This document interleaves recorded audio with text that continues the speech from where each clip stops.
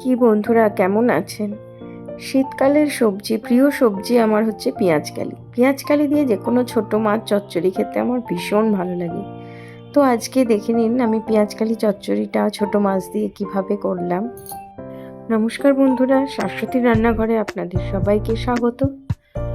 এইখানে দেখুন আমি নিয়ে নিয়েছি পেঁয়াজকালি, টমেটো, আলু, মোরলা মাছ ছোট ছোট, আর নিয়েছি একটু শিম, কাঁচা লঙ্কা, পেঁয়াজ। তবে আলুটা আমার একটু বেশিই হয়েছে, পেঁয়াজকালিটা কম ছিল, কিন্তু আপনারা কিন্তু পেঁয়াজকালিটা খুব বেশিই দেবেন।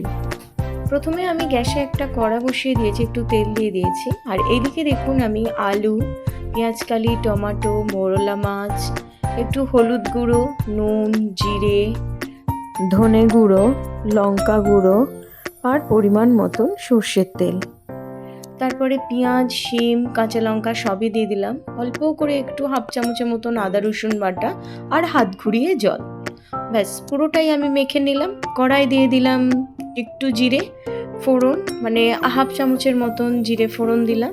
আপনারা চাইলে 5 ফোড়ন দিতে পারেন। এরপরে সব উপকরণ দিয়ে ভালো করে নেড়ে চেড়ে ঢাকনা চাপা দিয়ে দিলাম।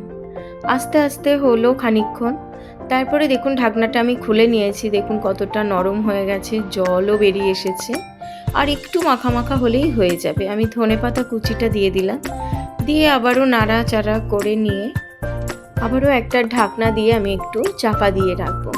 ঢাকনা খুলে দিয়েছি, দেখুন একদম হয়ে গেছে, আমি নামিয়ে নিয়েছি।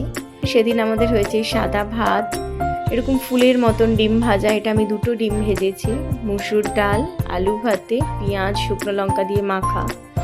চচ্চড়িটা ভীষণ ভালো হয়েছে। তো যদি ভালো লাগে আপনাদের এই চচ্চড়িটা, আপনারা বানিয়ে আগে খাবেন, then like, share, comment, subscribe করবেন। ভালো থাকবেন। Thank you.